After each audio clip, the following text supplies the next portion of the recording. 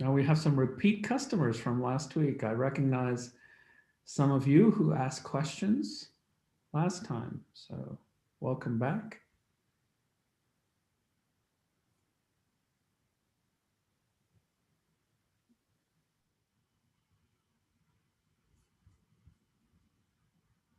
Well, we seem to be leveling off.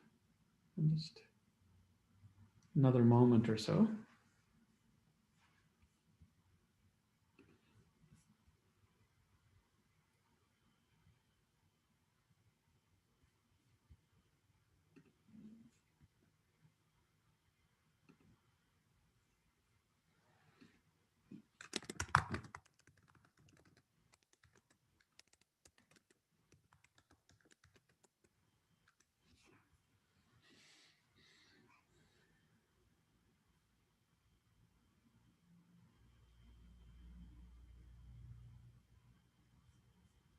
All right. Let's see. Are there people are still coming in? Welcome to our union event for this evening. I know that some of you who are students at Union have had an adventurous web day with some difficulties accessing the internet altogether. So I'm relieved to see so many of you here.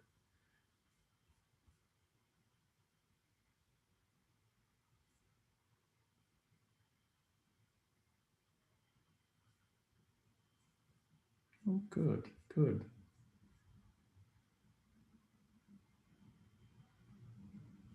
Folks continue to come in.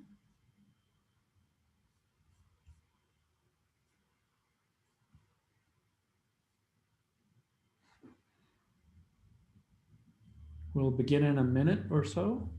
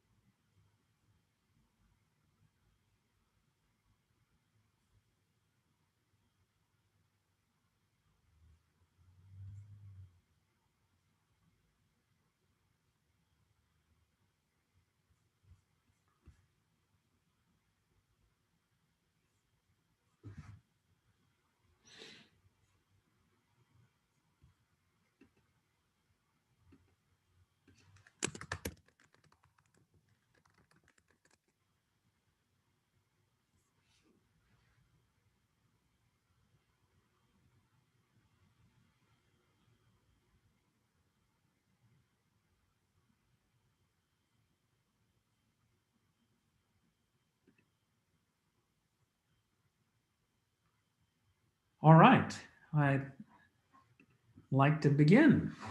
Welcome to our friends from Union and from beyond Union. I'm so glad to see so many of you here.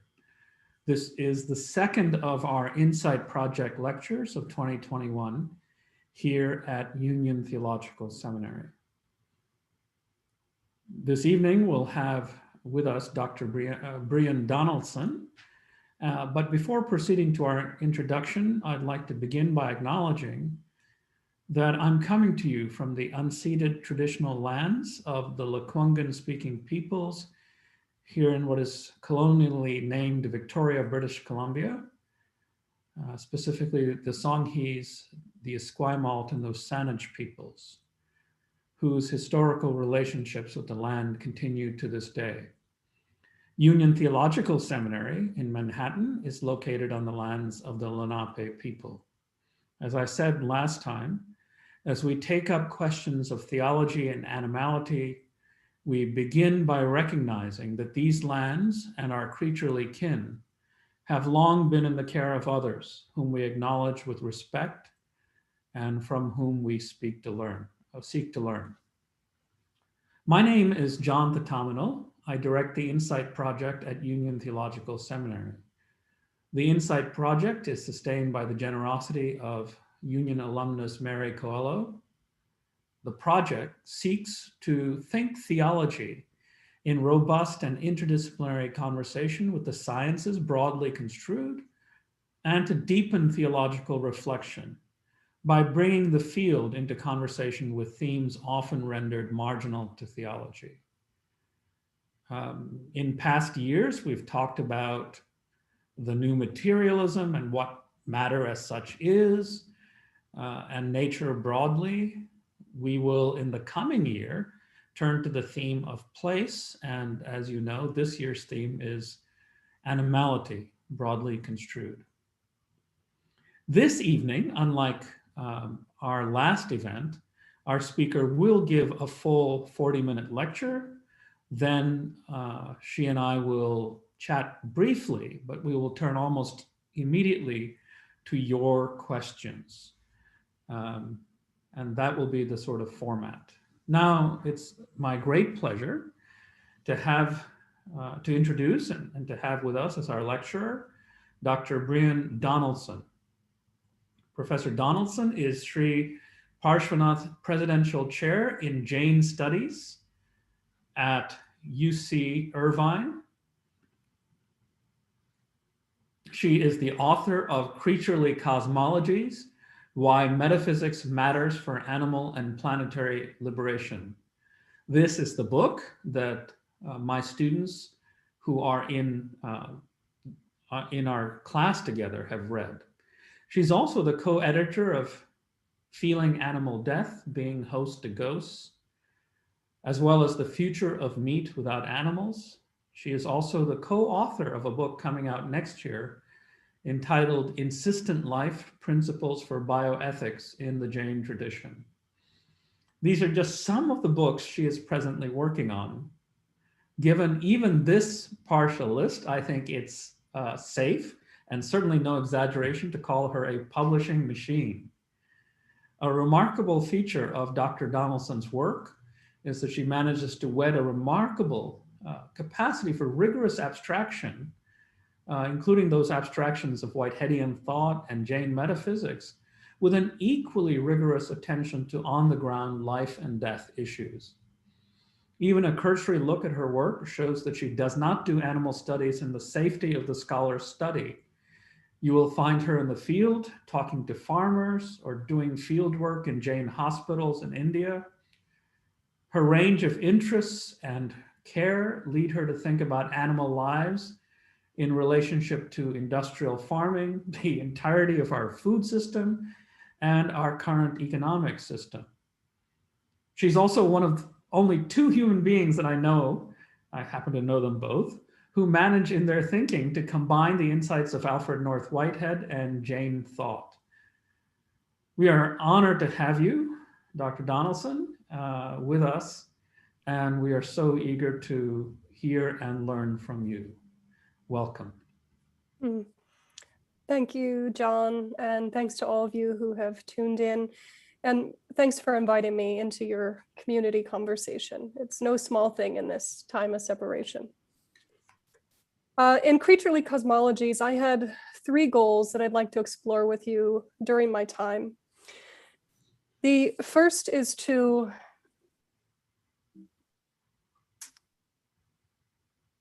address the foundational logics, or what I call metaphysics, that support socially sanctioned violence toward animals primarily, but also to plants, to habitats, and marginalized people. Second, to explore better metaphysical visions that are more adequate to our complex active universe. And third, to blur the line between what we consider secular and religious. First, by showing unquestioned human-centric assumptions that are within both, and then by rethinking religion, not as assent to creeds, but as an ethical practice of increasing awareness and response to planetary life. So I'm motivated primarily by the systematic ways in which so-called animals are rendered edible, expendable, killable, wearable, testable, ownable, and even parentable. And I'm motivated secondarily by a desire to explore the implicit assumptions which are common to religious, secular, and scientific worldviews alike that sanction the subjugation of animals because they're animals. Now, this kind of circular logic isn't new.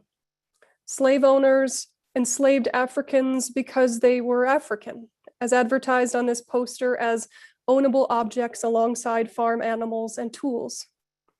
Colonists exterminated native populations because they were native, depicted in this image as a slightly animalized, feminized dependent. Patriarchs dominate women because they are women. And these images here present the shared consumption of women's bodies in parallel with animals' flesh and reproductive fluids.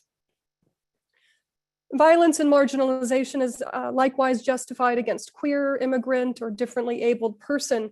This naturalization of identity hierarchy seems to be as old as existence itself, expressed through human engineered selection and evolution, through patriarchal religion, through rational philosophy and colonial politics.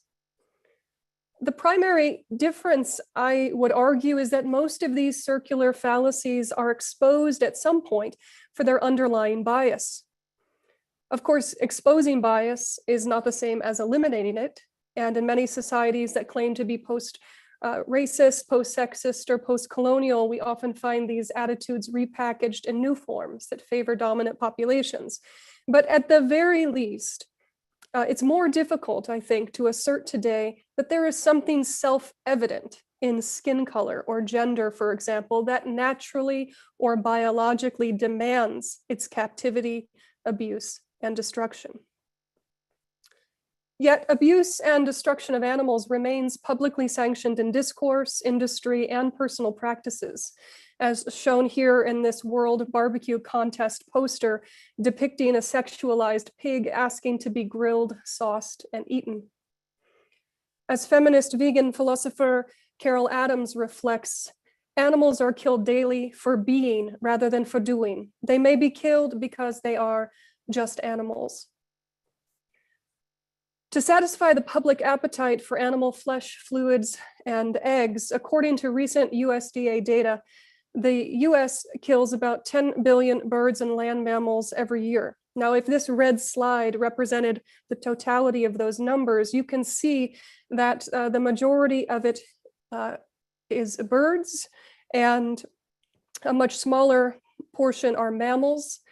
And animals are killed for food in the US constitute about 99% of all animals killed in this country, far exceeding those killed in shelters, labs, or fur farms. The USDA's figures do not include the estimated 50 billion fish and shellfish killed every year for consumption, nor collateral damage to sea life. They don't include horses, rabbits, or the 150 million industry documented animals who die each year, even before making it to the slaughterhouse. So it's easy for talk about animals to become disconnected from the implausibility of these numbers and from real bodies who endure egregious conditions of nauseating suffering, who are usually killed as children, and none of whom go to the knife willingly. The stubborn fact remains that the majority of global societies endorse the captivity, torture, and killing of creatures for food, for clothing, for testing, and entertainment, primarily because their flesh, fur, and fluids are desired, they're highly profitable, and because their suffering is discounted and out of sight. Whether in the name of scientific knowledge, social advancement, pleasure, freedom, or power, humanity subjugates animals because it can. We subjugate animals because they're animals. The naturalization of violence toward animals, as well as plants and ecosystems and certain people as inert resources, is embedded deeply into cultural and foundational assumptions that I call metaphysics. Metaphysics describes those first principles or concepts, the kind of abstract meta explanation for those here and now physics, mechanisms, properties, and laws. When we think of the pre-Greeks, we can say that they developed their metaphysics at that juncture of natural observation and cosmic meaning, continuing a quest that was already well underway in the ancient Near East. However, people became increasingly suspect of metaphysics in the Middle Ages when dominant meta accounts of scholastic theologians in the Catholic hierarchy seem to squelch, or overtly squelch rather, dissonant views of the physics of our planetary life, equating metaphysics with some conformity to a kind of religious absolute. The rise in technology, Enlightenment individualism, Darwin's biological insights further severed the trio of religion, science, and philosophy into discrete perspectives of the world, as though they no longer had any common insights to share. Yet, in spite of this disciplinary split, today dominant strands of science, religion, and philosophy still have much in common, in that they almost univocally privilege a particular concept of human experience, knowledge, and senses as the authoritative lens through which to judge our vast universe. So it's understandable that the temptation to throw out metaphysics is great, especially if those metaphysics are equated with dogmatic religious violence towards certain populations or the closure of knowledge. But attempts to live in a post-metaphysical world too often overlook the implicit metaphysical assumptions that get smuggled back into a public discourse, or perhaps they never left. As I argue in the book, secular rights-based and even scientific perspectives are not free of metaphysical foundations. Although these views are not explicitly religious, they maintain implicit commitments to a human-based world that marginalizes numerous alternative forms of being human and excludes the creatures and systems with whom we share this universe, with whom we are historically and ontologically entangled, and with whom we are co-creating our planetary futures. We see these human-centered limits even in certain strands of secular animal rights theory. In his short book, Thinking Through Animals, critical animal theorist and my friend Matt Calarco describes 3 approaches to human-animal relations. The first is identity-based approaches, and these are the most common form of secular animal rights. This account accepts Darwin's description of related species and attempts then to establish a relevantly similar moral identity between human beings and certain animals. But we can easily see the limits of this view when we consider life that is not so similar to the human, such as mice, insects, fish, plants, even systems like oceans. Animal advocates also use difference-based approaches, and put forth by deconstructive thinkers such as Jacques Derrida. The goal here is not to find human-animal similarities, but to explore how difference and variation characterize individuals and groups. We can think about Derrida's concept of différance here, which means that there is no group called animal. There is no group called human, right? As in this picture, every dairy cow is different from every other dairy cow, and every dairy cow changes within itself from moment to moment. So there's no simple shared essence of cowness, right? Nothing that we can say is shared in essence by all things called animal or human.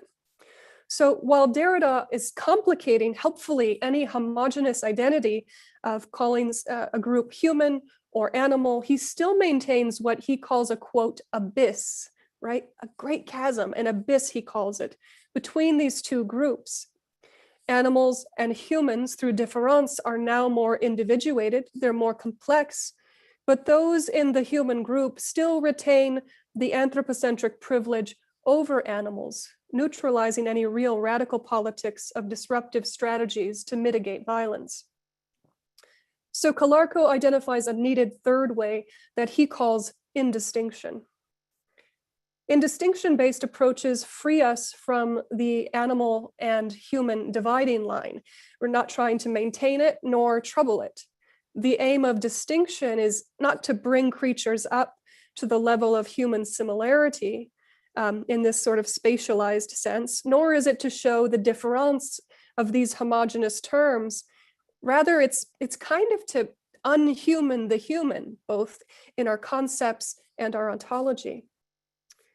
And we do this by affirming kind of fundamental indeterminacies at the heart of all identities, that whatever constitutes I or you. It's always fluid, multiple. It's vulnerable to influence. It's always already given over to relations beyond us, from parentage to birthplace to the bacteria in our guts. Theories of indistinction they're also seeking to foster experiences of exposure that undo our self-certainty, as well as undo any one-sided claims that might be needed to justify subordination of an entire group.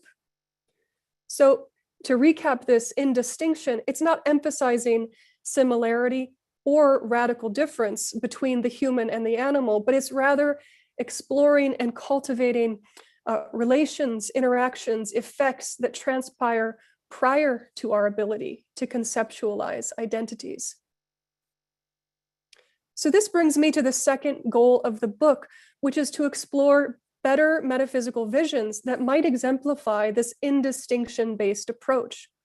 And I explore two such metaphysical systems in the book, Jainism, which is an ancient Indian worldview and a modern community, and also the process-relational philosophy developed by Alfred North Whitehead, and I'm going to call that process thought for our time. I call these two world visions creaturely cosmologies in that they don't start with what is personal or so-called human and then try to explain the world through that lens, but rather they begin their frameworks with the most strange and impersonal phenomenon, this kind of basic interaction of perception and responsiveness, which is common to experience as such. And then they extrapolate that to the personal level. So let's start with process thought. Whitehead was an English mathematician noted for co-authoring the Principia Mathematica with Bertrand Russell. Dissatisfied with assumptions of Western thought that seemed to take too much of the background of life for granted, Whitehead set out to develop an overarching metaphysics for understanding all things in existence. At the age of 63, Whitehead was invited to explore these ideas at Harvard, where he taught for 14 years before retiring. And for those of you unfamiliar with Whitehead, I'm going to just give a brief crash course in process thought, so hang on. Whitehead began his explanatory structure in terms of events and experience.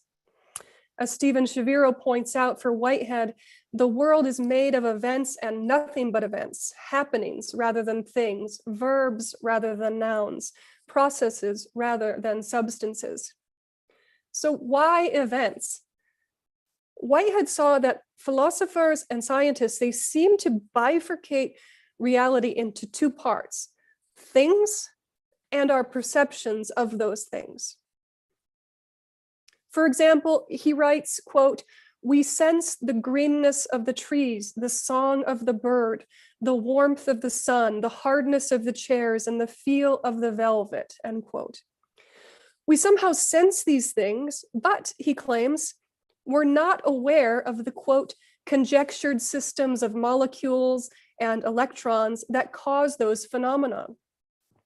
So we feel the sun, but we don't experience the agitating molecules, right?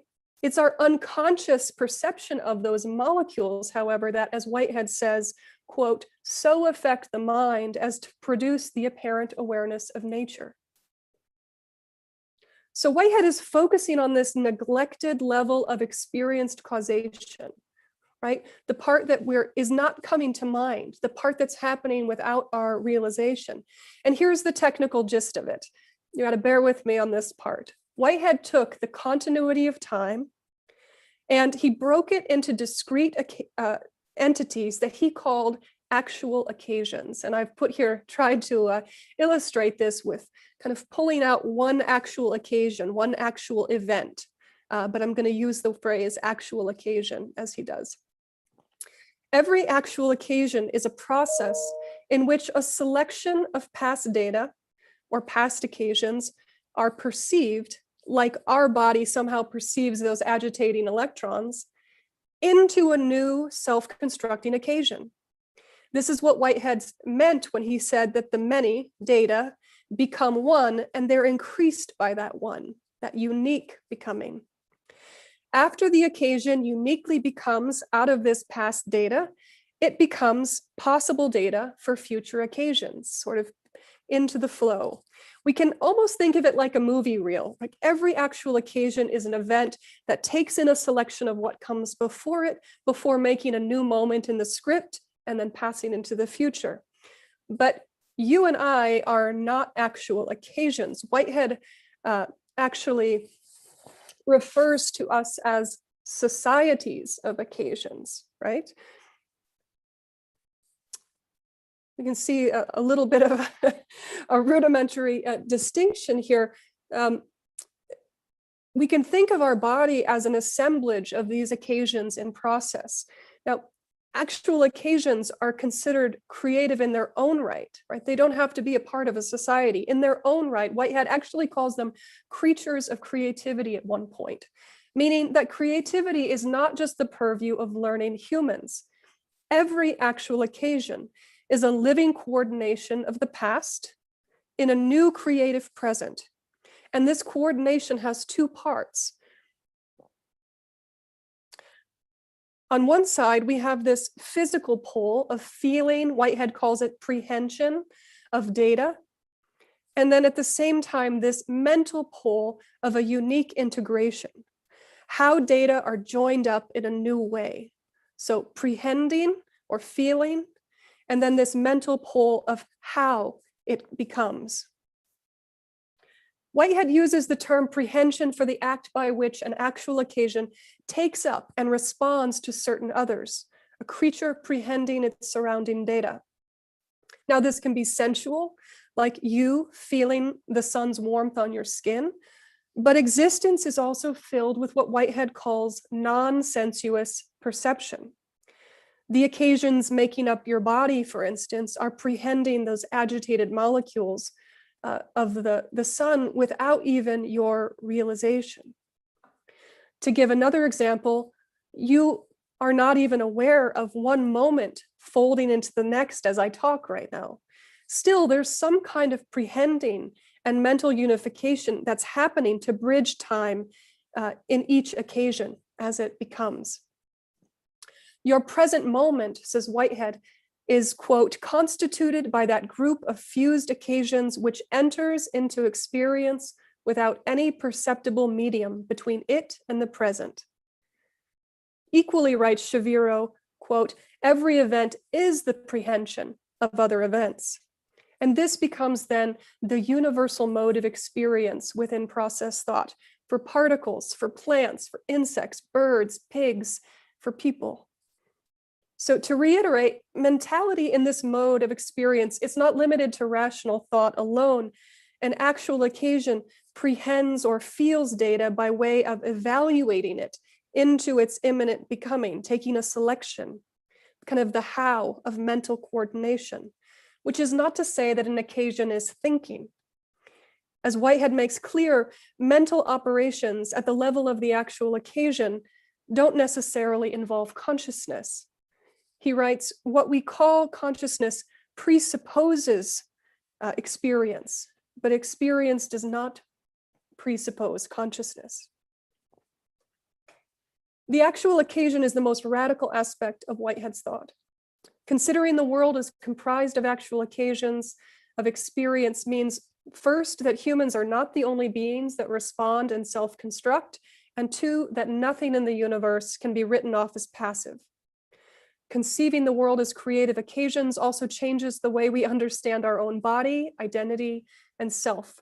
Because who am I if I consider the occasions constituting my existence at every moment, very little of which I'm consciously controlling? So I'll say a bit more about the ethical implications of this actual occasion in the last segment.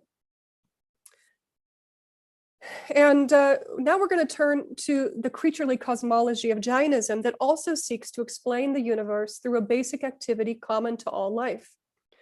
Jainism is a religious philosophical system that's been present in India for over 2,500 years and prescribes a path of nonviolence, or ahimsa, toward all living beings. Now, many of you may be familiar with Jainism through the extreme austerities of its monks and nuns, I'm going to call them mendicants for our time. As in this photo here on the screen, we can see them walk, the nuns are walking barefoot. Mendicants often eat once daily vegetarian food. They use brooms to sweep the ground clear when they're moving, wearing a mouth shield. These practices emerge from the Jain worldview, which describes a universe filled with infinite living beings, each with its own core life force. It's called a jiva. I'll say more about that in a second. Each living being journeys in a cycle of innumerable births, deaths, and rebirths, known as samsara. Jainism is a system of karmic responsibility, wherein thoughts, speech, or actions that harm the self or others attract a material karma that adheres to the jiva, obscuring its innate qualities. And there's 4 of them: pure perception, knowledge, energy, and bliss. And bliss is a kind of term that means like a self-supporting satisfaction. Jainism as a life way describes a path of enlarging perception of these realities and then shifting conduct toward nonviolence towards self and others, which enables beings to shed that material karma, to allow greater expression of those 4 qualities of the jiva, and then to make uneven progress toward the possible goal of liberation. There is no transcendent deity in Jainism, but there's a series of 24 human teachers. They're called jinnas, from which the word Jain derives, meaning victors over samsara. And these teachers exemplify the Jain path of restrained nonviolent action.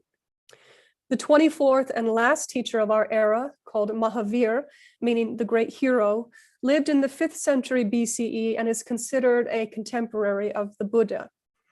Both figures were affiliated with indigenous striver communities that rejected the authority of the Vedas, as well as Brahmanical rituals such as animal sacrifice. Mahavir led a 4-fold community of mendicant monks and nuns, as well as laymen and laywomen.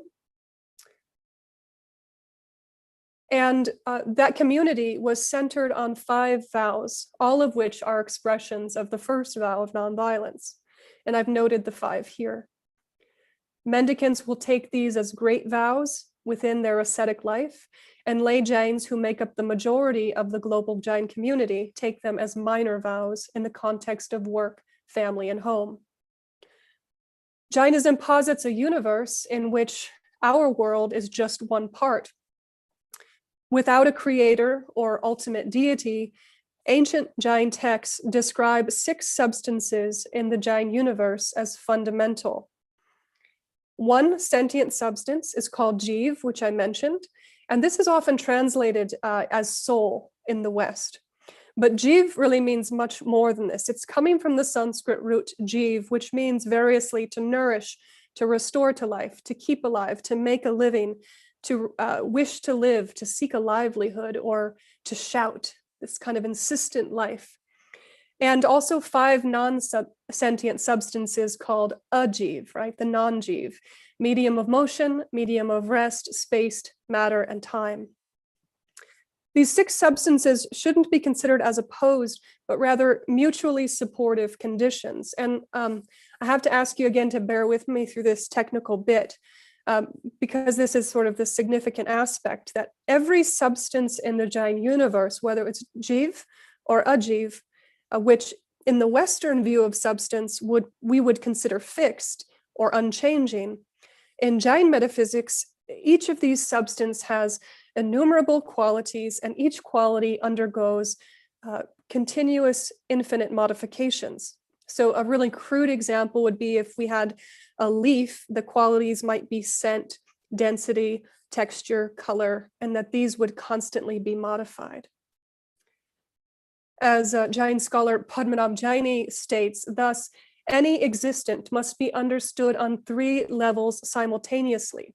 The modes, which last only a moment and belong to the qualities which undergo changes and yet adhere forever in their substances, and the substance, which remains the abiding common ground for the qualities and their modes.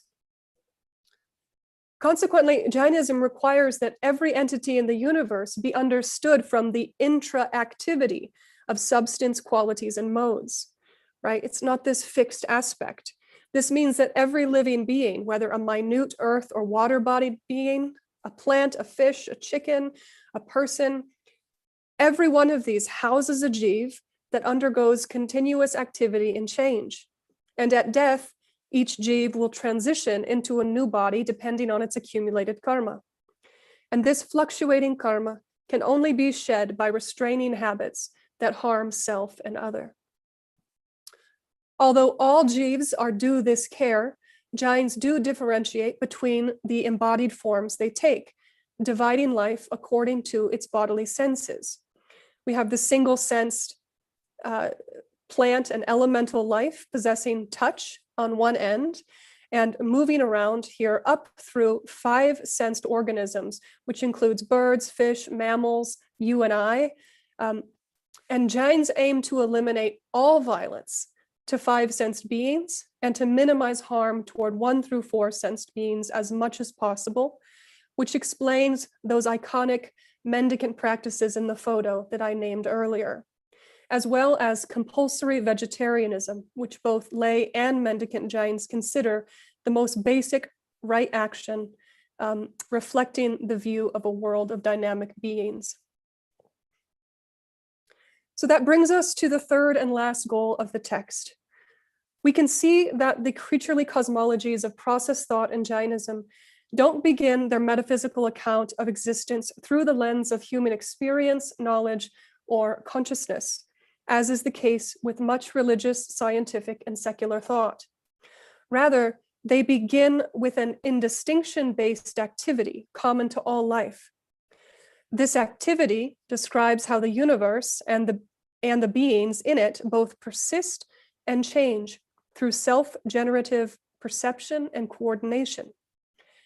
And that this activity includes a mentality or perception more basic than what is typically meant by conscious awareness. Moreover, these metaphysical systems assert that nothing in the world is totally passive. In process thought, beings are considered a society of active self-generating occasions, receiving and responding to data that constitute their life, other creatures, and the habitats we move in.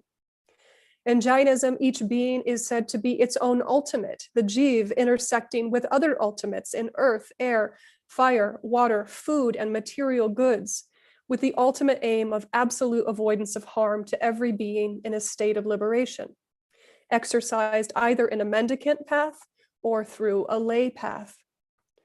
In both views, so long as we exist within a body, life will have a real cost.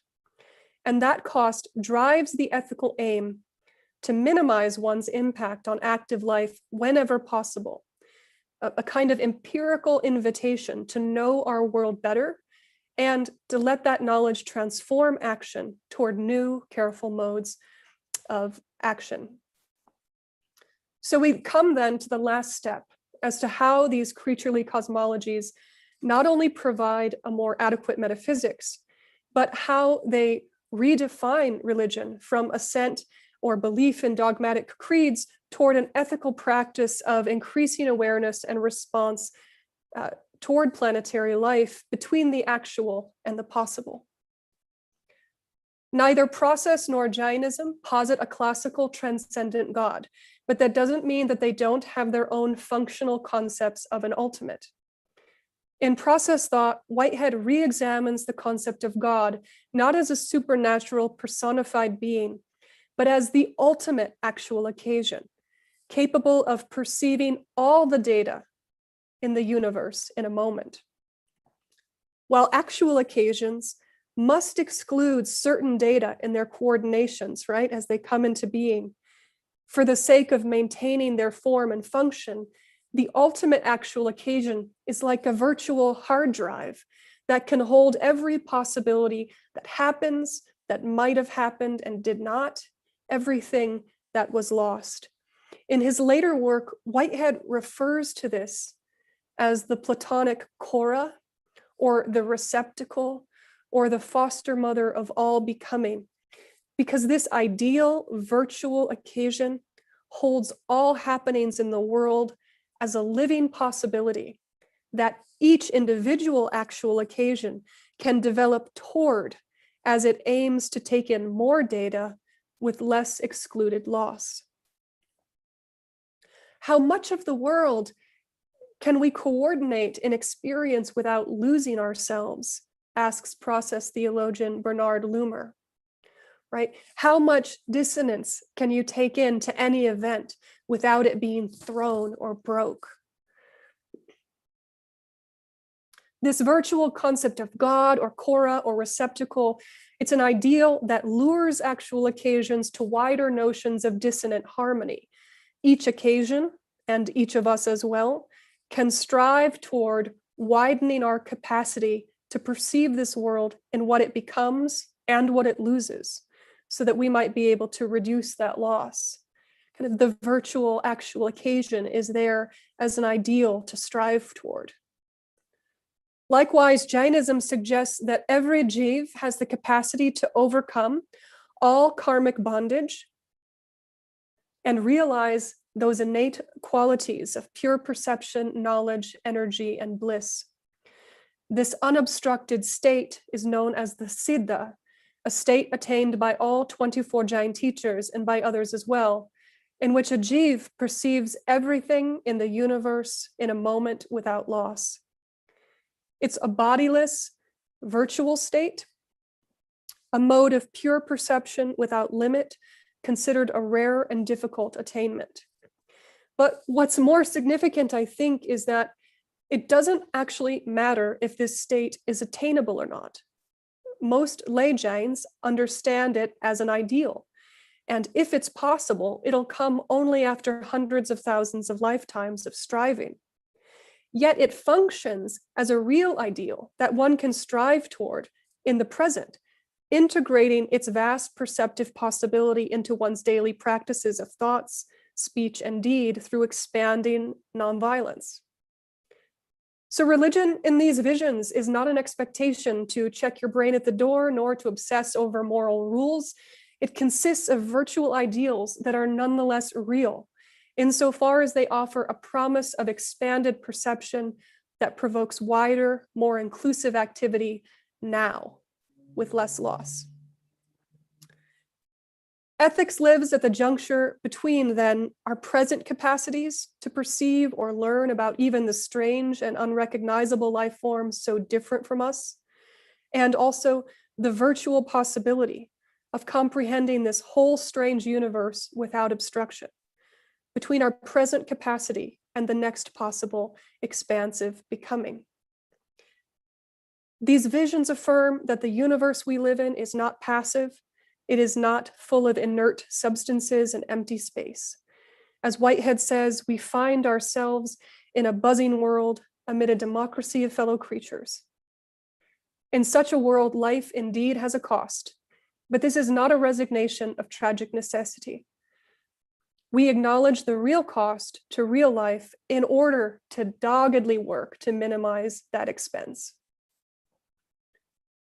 In closing, in their highest holiday every year, Jains utter a prayer of repentance toward other life forms as a commitment to grow their awareness and nonviolence in the year ahead.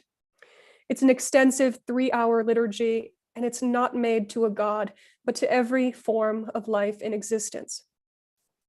It culminates in a prayer of recognition and response, the same prayer that a dying monk or nun would hope to utter just before their death. Kameme save jive kamantume, metime savabuesho varamaja na kanvi. I ask pardon of all creatures. May all creatures pardon me. May I have friendship with all beings and enmity with none. In this universe of buzzing life, process and Jainism offer creaturely metaphysics capable of transforming our understanding of self and others, affirming a mutual awareness of entangled activities, and then careful response. Such visions can reorient public discourse and provide an activity-centric vision for science and society, reminding us that religion may yet provide virtual ideals and alternative rituals toward new possible futures of co-flourishing with less violence and less loss to our planetary kin. Thanks.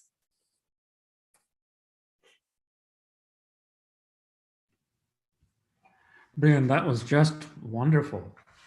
I must admit, I'm a little undone in a good way by that prayer of repentance that you read for us.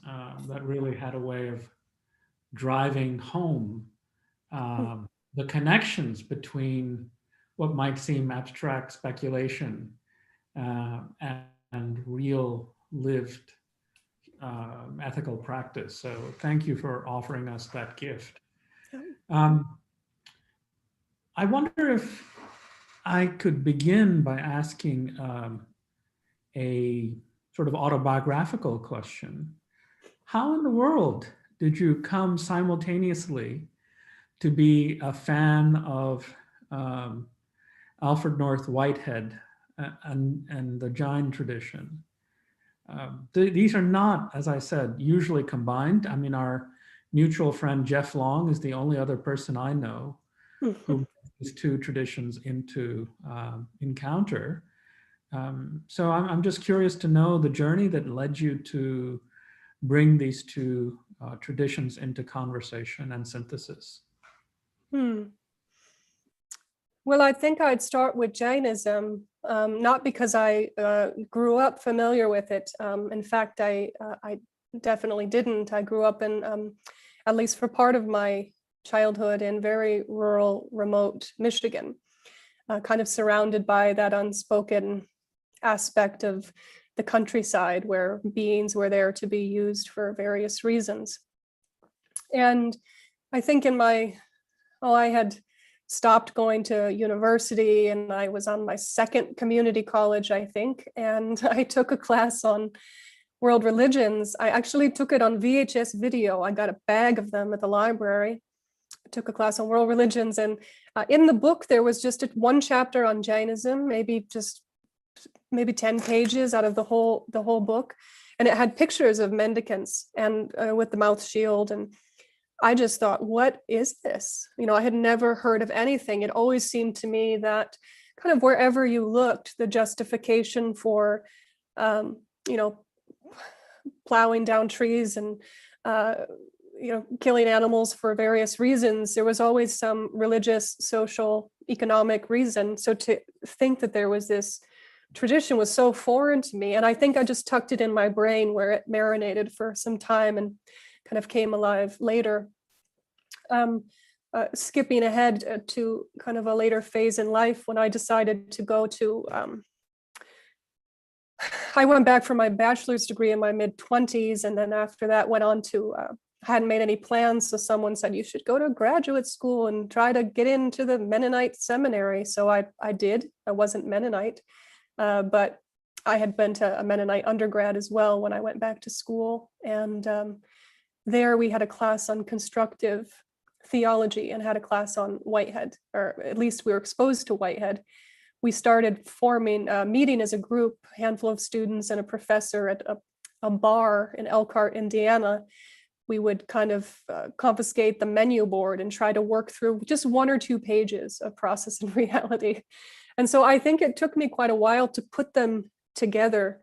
But I think what started it was this idea that, not all accounts are doing the same thing. There are these different stories. And, then I was able to pull this one out of the kind of the gray matter, and over time begin to kind of think them together. And only with some time of really thinking about how these ideals function, began to see what I thought was a parallel.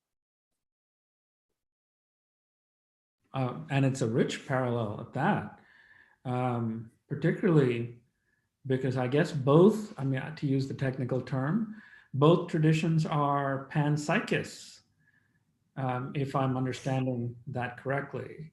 And that term refers to the fact that in some sense, everything is endowed with subjectivity, except I guess in the Jain world for the ajiva elements. So right. virtually everything. Virtually everything. Yeah, I think that you've can got be it.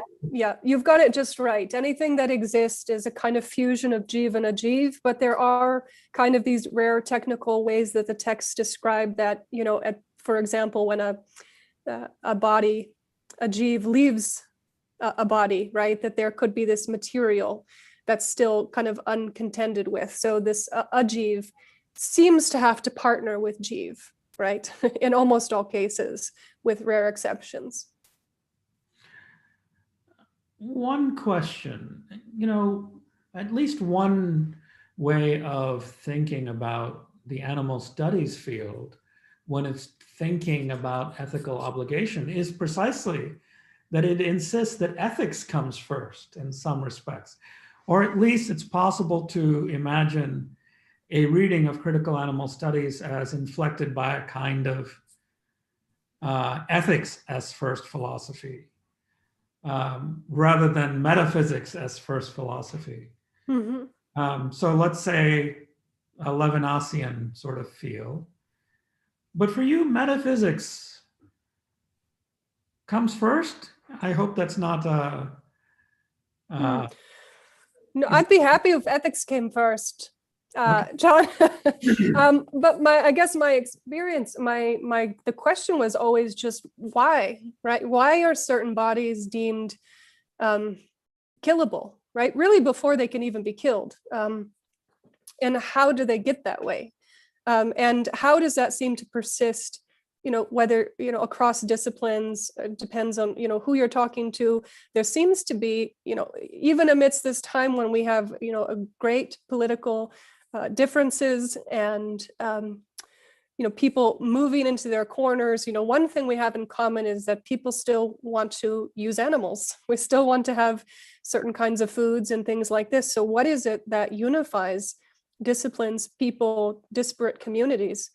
And so I think I certainly feel that actually practice can be first. I think Jainism especially is extremely clear on that, and I think we see that in Buddhism as well, that these are actually striver traditions. These are ones that one doesn't need to know the right ritual, right? The Vedic ritual. Any living being can strive in Jainism. Because there's a different notion of empiricism in these Indian naturalist traditions, that by gaining right view and right knowledge, that's not value free. It transforms action. And conversely, beginning with action can affirm and confirm knowledge. So I think, I don't necessarily feel it has to go one direction. Jainism would certainly say is not the case. Right. But nonetheless, practically, you're betting that there are in sort of grooves, ways of thinking, which objectify animal life, and that those presuppositions are really very metaphysical, and they have to be broken down. Yeah. Well, I think one thing that really caught my attention was that I think I had a discomfort myself with certain religious and metaphysical ideas, and coming into that through, thinking of maybe like a feminist ecology, like an eco-feminist sensibility. I mean, I didn't grow up with those ideas. I just lived in the woods, right? So when I came across those ideas in school, I thought like, there's something here that resonates with me, but that even there would be an ecofeminist critique that we're kind of aiming to help the ecology at the expense of living beings. And I think that, as many people do probably who are here attending this, I had connections with certain animals. It wasn't intellectualized. It was just a source of comfort or friendship or curiosity. And I just couldn't quite understand how so many different groups of people could kind of affirm through various intellectual activities or various frameworks of religious thought or prophet or whatever the case was. I couldn't quite see how could they all share this truth. Is it true? And that's, I think, I really wanted to explore this. And so I think it got me thinking about I thought science, is supposed to just be value free. You're just supposed to go into a lab without any preconceived ideas, and you create a hypothesis and you begin to test it. But then I thought, well, but how do they decide who gets tested on, right? There's a kind of, it's always very clear who's going to be the tester and who will be tested upon. And so I think that started to attune me to the idea that, once we have this critique of religion, of which there's a great many things to critique, but not only that, then it's as though at that point, what is knowledge? Is it just kind of, we're just creating it out of nothing? And what I began to see is that, in fact, no, it's not being created out of nothing. We just don't really even have the language to talk about it anymore. It just sits silently under the rug because we're no longer dealing in metaphysics when we're talking about science. We're no longer having these foundational value claims within secular society. Well, then why do the structures look so similar, right? They're still there. They're just almost silently there. Like I say, they're kind of smuggled in. And so I want to really think about, how do we pull them out from under the table, put them right on top and say, is this adequate? Where is this coming from? If not religious ideas, then where? Well, that's quite interesting, right? Because often certain construals of religion get blamed for the pickle that we're in. So it is not uncommon in this literature to say that anthropocentrism, as we have it in the West, is really a product or a byproduct of certain forms of Christianity with their built-in anthropocentrism, right? The human is made in the image of God, but nobody else is. And that legacy traces down into and infects everything else. But you're not actually doing it. You're not making those claims. You're saying that anthropocentrism seems to be built in on both sides of the secular religious divide in the West. And it's no peculiar feature of Christian thinking or its legacy. Am I hearing you correctly and reading you correctly? Well, I think anyone who reads Aristotle can agree with you, right? When we think about the politics of what is the ideal society, well, we've got the ideal anthropos, we've got the humans that don't fit into the anthropos, the kind of barbarians, we've got women, we've got children, we've got the servants and slaves, and then we've got animals as who are the kind of servants and slaves to the slaves. And this is kind of the structure of family, which becomes the structure of society. Yet there is a sense of mutuality within that, right? And Aristotle is not totally disconnected from, at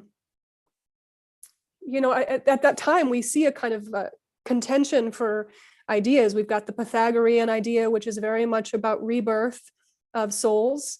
Now, Aristotle is going with the kind of perspective. He's going to look at the soul and say, well, we've got a rational soul. We've got the nutritive, all beings have the nutrition soul or the nutritive soul. Then we've got the kind of desiring soul. And then we've got the rational soul. And so even there was a sense that beings had feelings and desires. But when this begins to get fused with certain strands of theology through Augustine and Aquinas, this rational soul becomes kind of a harder cut. Through the Stoics as well. I mean, it's not just to Christians per se, but it just continues to kind of get structuralized, right? So now those with a rational soul are most like God. We've got the great chain of being. It's naturally observed in the universe. And then we get to Descartes, which is this kind of strange fusion of theology with a new kind of verification, which now takes animals and places them completely outside the fold. They're not even any longer feeling beings, as Aristotle would have permitted them to be. And so I think there's actually multiple sources. And so I think we can think of it, it's kind of like in the soil, right? Or it's in the air. And it's just unquestioned because we no longer have the tools in common to say, where did this idea come from? right? If we're in secularism or science, we don't say like, oh, our ideas came from, these are the ideas of Augustine.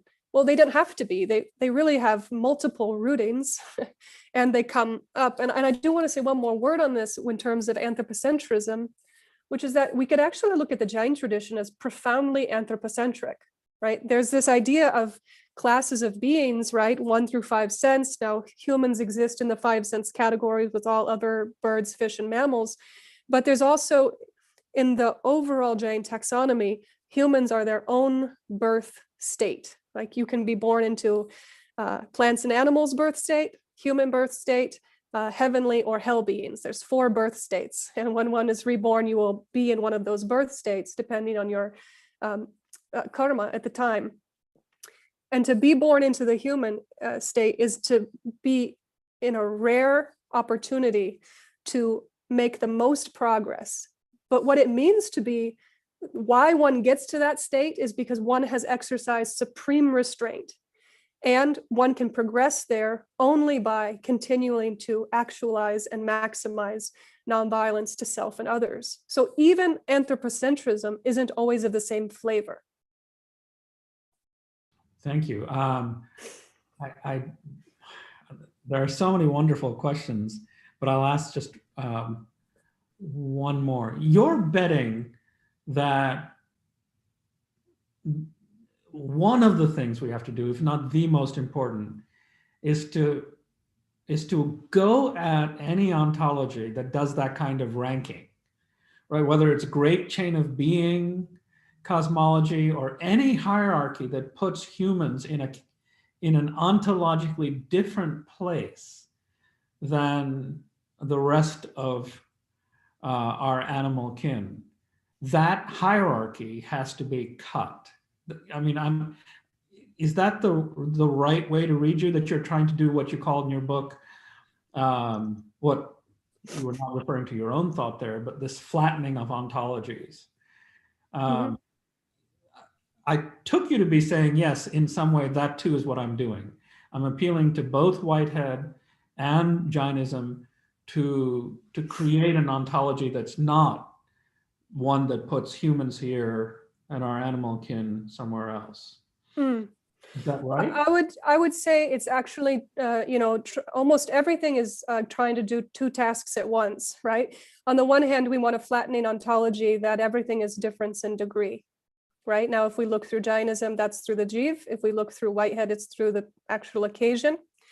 And yet, in terms of its kind of bodily morphology, its form and structure, there will be also differences, right? And so it's not as though we have to get rid of them. It's to say, but where is it and how is it that these differences in kind or in form and function become institutionalized or publicly sanctioned to justify kind of the naturalization of violence, right? That doesn't have to be the case, right? We can have differences and that don't justify the widespread domination of others. And so the question is, why is that particular difference instantiated? Why is that ethic come with it when we can see that there are alternatives? Like I just said with Jainism, there is a very clear sense that humans are different. It's a rare and special birth state, but precisely it's different because of that ability to actualize right view, right knowledge, and right conduct. And it's not exclusive to humans. It's also thought that other, especially 5 sense beings, can participate in the vows, can practice nonviolence. Other beings with lower senses can do the same, though it is more minimal. But there is this sense that your present is a production of what you've done in the past to other beings and to yourself, and your future will grow out of the seeds of action that you are planting right now towards oneself and others.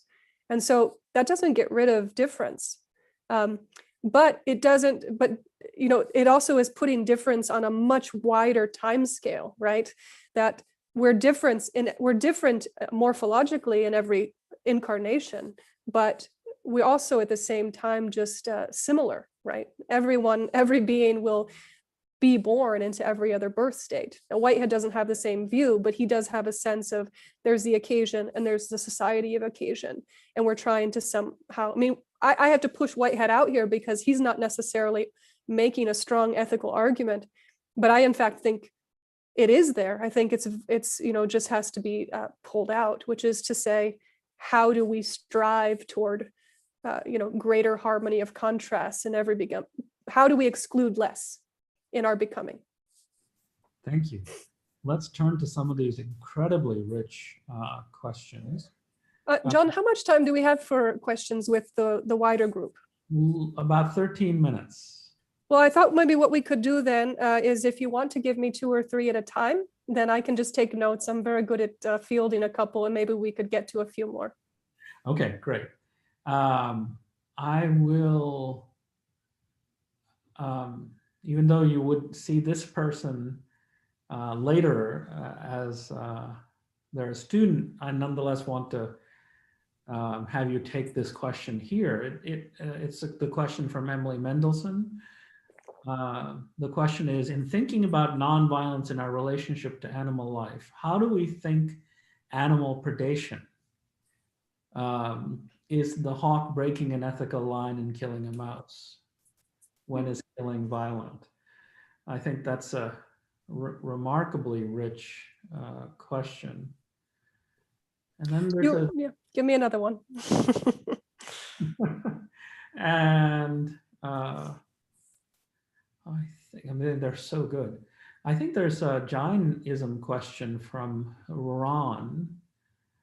Could you elaborate on the relation between friendship with all and the idea of bliss? That could be read in multiple directions. I'll let you take it any way you want. So let's start with just those two. Mm-hmm. Then...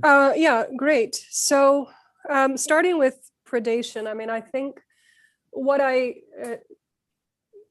want to do is to kind of think overall, and I want to think with time as dynamic, right? So there's, I think, a sense sometimes within some of these conversations about domestic animals or wild animals that there's a sort of fixed way that we're going to approach these beings because they are all in a kind of different class. I think where we see we can look to something like Jainism and process to challenge that a little bit, right? Not every time that a wild animal not every time that a lion sees a gazelle does he hunt it, right? So we want to try to avoid any kind of machine logic when it comes to thinking about groups of particular animals. I think what's interesting about the Jain view is that there is a sense that animals are also karmic. They're unique even among Indian traditions, and that they maintain that all living beings participate in the karmic system, right? And now that can seem really counterintuitive in our context because we want to say, well, animals are innocent, animals are instinctual, but Jainism will say, well, all beings are instinct. It's our instinct for reproduction, for food, for gathering resources for future use. This is why we live in a world of karmic cost, samsara. It's a life understood to be of difficulty and suffering, right? Life has a cost. Not just certain animals have those instincts, everything that lives does. And so likewise, to not put beings into kind of a machine logic, but to recognize that could they also have restraints? Are they also responding to their environment? Is there decision-making that happens? Right, and so I think moreover than trying to answer that question is trying to sort of just look at our soil and say, are we making any kind of assumption about what beings are, what they do, what they have to do, what they can't do? Many Jain stories, for example, are actually stories of wild animals who are doing something that seems counterintuitive. Now, whether they do that or whether they don't, I do think, we could bring an animal behaviorist to say, whoa, the animals do these things all the time. But I think it's to say that there is there are karmic choices that are being made by living beings that have this jiv. Not all are the same from one to the next, as Derrida would say, and not all are the same within themselves moment to moment. And so how do we preserve that space? In terms of this concept of friendship, I'll just say a word, which is that, it really, to make a connection like friendship to bliss would be a kind of leap too far, because these are really technical terms within Indian traditions. They don't necessarily equate to our common use of them. So the idea of this term friendship, it has a particular meaning within Buddhism, and within Jainism, it has this, it's this interesting concept. In one sense, it has it parallels the path of the lay Jain, which is more entangled within the material world, so that an expression of positive compassion could be a sense of friendship, but also recognizing that every living being has a jiv and it's on its own path of karmic decision making, and it could be best to, what could be most friendly or compassionate is to leave it be, right? And so friendship, I think, has different meanings. I'll look just at that term. Connecting it to bliss, I think, would be kind of put us in a tangle. I'd like to field Rosalie Jones' question here. It's really a comment, but I think it implies a question to you. The statement reads, I would like to affirm here the approach taken by indigenous peoples in general. That is, that every being and thing contained on and in the earth has spirit and is animate. So far, overlap. Out of this belief is the respect for animals, plants, insects, birds, fish, rocks, etc. But then here's the difference. Animals must sometimes be killed to provide sustenance, and one expresses grief for the animal, to the animal for taking its life. In doing this, the animal knows the intention of the hunter and will forgive him, her. This is a far cry from industrial farms, animal or plant-based. So I think it's an intriguing statement, because it suggests another metaphysics that has resonances with a Jain view, that subjectivity and feeling and awareness is distributed throughout creation, but it doesn't go from there to the radical affirmation of ahimsa. And that's an intriguing juxtaposition. I wonder if you could feel that. Well, I would say that Jainism is also an indigenous tradition, as well as what we call Jainism, right? It emerged before it had a name, right, out of these wandering striver communities. Buddhism, likewise, also out of this indigenous kind of non-Vedic view. But I think we can say here that one thing that's very distinct in the Jain perspective is that preserving one's body at the expense of one's jiv is not necessarily the goal, right? The ideal mendicant path is to try to remove, is to, number one, recognize that to live in the world has a cost, and that's the cost in our minds of restlessness, of accumulating needs, eating, reproducing, food, gathering, doing, right? That this is the samsara.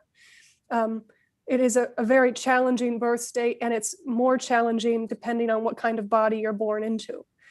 Then once that diagnosis is made, that's not to say that there are never joys, that there are never pleasures, but to say that then the goal is to say, how do I need to understand this universe rightly? What is real, right? Are we in a monism? Everything is just an illusion? Are we in a kind of dualism? No, Jainism is putting forth a robust multiplicity. There are multiple infinite ultimates, each on its own karmic path. And to see that rightly and to recognize that every time I harm another being, I actually harm myself because I draw that material karma to the jiva and further obscure my right knowledge, perception, energy, and bliss, right? The ultimate goal is to serve the jiva. And at least for mendicants, as it was expressed in the earliest texts, to be able to be clear enough to understand that that is the goal, is to say, there might come a time in one's karmic journey where you would rather not harm other beings, even to preserve your body, specifically for the sake of your jiva. It's not to say that all Jains live that way, because Jains have to have a lay community to support mendicants. They provide them the food, for example. But there's also a sense that as one comes into that awareness, as one through restraints, through practice, comes to develop this way, that they will, that their interest in self-preservation might shift toward the preservation of others. Whitehead says something very similar. He says, where the interests of the self have been transferred to coordinations wider than personality, where the interest in the self are transferred to coordinations wider than personality, that there's, again, it doesn't matter if it's real, it's an ideal. How do I, in this beingness, expand the boundaries for less loss? And I think that's a sort of different approach than maybe, hopefully the questioner can find something in there to add to their own creative construction. We'll ask one last question, and this one from Adriana DeFazio. It seems like a lovely question to end on because it gets to questions of practice. In your book, you go into depth critiquing Foucault's idea of not including plants and animals in practices of freedom. You go on to say, creaturely cosmologies inspire liberating practices, the how of thought and action that free the multiplicity of life into zones of indistinction toward unprogrammed futures that undermine the normative structures and discourses of the status quo. Liberation is about experimenting with life-giving forms of relation and not an escape from these relations. And here's the question. Can you say more about your understanding of practices of freedom beyond ahimsa or nonviolence? So yeah, it's a rich question of what do we do to come into this zone of indistinction and relation with our creaturely kin? Yeah. Well, again, I think I'll turn to Jainism specifically because it sort of its history of texts over the better part of 2,000 years, it explicitly tries to give shape to ahimsa, right? Often Jainism, when it's put forth in, a comparative religion book, it's like there's these 5 vows, but those are really not anything about the practices, right? They're kind of almost just ideas or areas of attention. But the texts are, lay out all of these different ways. So for example, there's this wonderful text that, about looking at the ground when you walk, recognizing that that is not empty space, that those are living jivas, recognizing that when we ingest water, those are living jivas. When we see an organism outside, that's a living jiva. When we sit down, there's this whole set of called samitis, carefulness practices. So when you speak, this is not empty space, either conceptually, right? What's motivating psychologically, or what's being said, or the actual physical act of speaking itself is not happening in empty space. And the practices are meant to bring attention to that. That when we sit down, when we pick something up, when we set it down, to do it carefully, because we're not in empty space. When we move in the world, to do it carefully. When we excrete, when mendicants excrete in the world, to do it carefully. There are all these kind of practices. Jainism is very practice-based. Ahimsa is nothing outside of just recognizing that we are in every way surrounded on our skin. Mendicants even don't bathe because they recognize that beings live on their skin. Now, again, Mendicants make up a very small portion of the Jain community, but they stand, I think, as a kind of possibility space for us to think, what do I do every day in which I am not aware of the life around me, right? And I have to say that as a person who did not begin growing up as a Jain, but who has spent time just thinking about these ideas, even without my meaning to, it really does have a transformative effect. Having periods of quiet to quiet your mind down. The Jain practice of fasting, even the fasting of one meal. Fasting is an immense important part of Jainism. It's always voluntary, but it's to say, can we control our speech, our purchasing? Can we control our eating? Can we control the things in which we interact so that we are not running roughshod over life? And especially that these practices, they become essential when we're facing difficult situations, right? So Jains sort of lay in this sense of practice, because every time we practice a restraint, whether it's quiet, thought, eating, awareness, that these are preparing us for more difficult challenges, such as illness, such as calamity, such as being isolated during a pandemic, such as aging, illness, and death. Really, Jains have an extremely developed process of meeting death with equanimity and with the least harm to other lives. And it's understood that everything we do day to day is preparation for those really difficult times. And I think that there's something about just suddenly, almost, not even if we believe it's true, but what if we just pretended it were true, that suddenly the world around us comes alive and we're somehow participating in it in a different way, and who we are is even beginning to shift. It's a lovely note to close on. I wish we could all see each other, offering our gestures of heartfelt thanksgiving to Dr. Donaldson. But I'll imagine you all clapping. And, so thank you, and thank you to Ian Reese, who got us going on the tech, and to Christopher Fici as well. And to my students, we'll see you slightly later than usual in 10 minutes. Wonderful. Thanks everyone for having me. And it's really great to have you here virtually. Thanks. And then look forward to future lectures coming up from Jacob Erickson and Eric Darrell Meyer in the coming weeks. Take care.